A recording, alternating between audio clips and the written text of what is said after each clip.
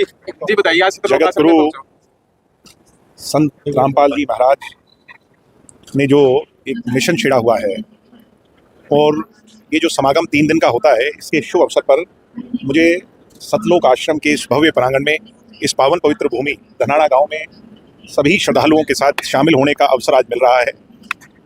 लाखों करोड़ों, बल्कि मैं कहूँगा कई करोड़ की संख्या में श्रद्धालु जो हैं वो इन 3 दिनों को साल में 6 बार बहुत गर्मजोशी से, खुशी से, तीज और त्योहार की तरह, एक पर्व की तरह मनाते हैं।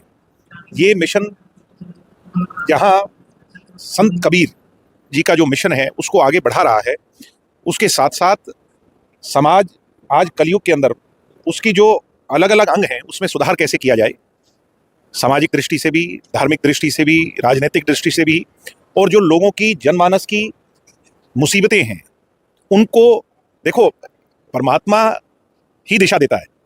और आज जहाँ कहीं जल भराव हो गया तो यहाँ के लोगों ने उसे अपनी समस्या मान लिया। कहीं कोई ऐसा व्यवस्था कायम हुई कि इलाके में कहीं कोई बीमारी हो गई तो यहाँ के लोगों ने उसे अपनी परेशानी मान लिया। गरीब लोगों की शादी करवाने का विषय है तो इन लोगों ने उसे अपनी जिम्मेवारी मान लिया। यानी ये तो मैं बहुत कम बता रहा हूँ, अगर मैं पूरे का वर्णन करने लग जाऊँ तो सुबह से शाम हो जाए। इसीलिए इस मिशन से आज करोड़ों करोड़ों लोग जुड़ रहे हैं और हम भी जुड़े हैं। मुझे तो पहली बार आने का अवसर मिला है, ये मेरा सौभाग्य मैं मानता हूँ और मुझे खुशी हुई है। मैंने यही कहा है कि अब जीवन में आगे बार बार आने का अवसर मिले और इस मुहिम से जुड़ने का मौका मिले।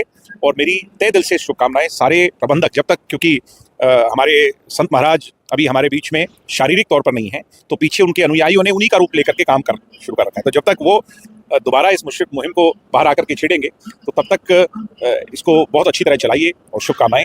देखिए, आप आश्रम में पहुंचे हो, आपने व्यवस्थाएं देखी है, आपने प्रदर्शनी देखी है, अंदर भी आप गए हो, तो कैसा महसूस किया? बहुत, मैं कह रहा हूँ कि यहाँ आकर के जो अनुभूति हुई है, जो खुशी हुई है, उसका वर्णन करना तो कठिन है, मगर मैं यही कहूँगा कि ये बहुत अच्छा प्रयास है और इसे बहुत बड़े लेवल पर जारी रखना चाहिए। तो क्या आपको लगता है कि इतने बड़े जो संत रामपाल जी आप कार्य कर रहे हैं तो आने वाले समय में हो सकता है कि कलयुग सत्य को बदल जाए?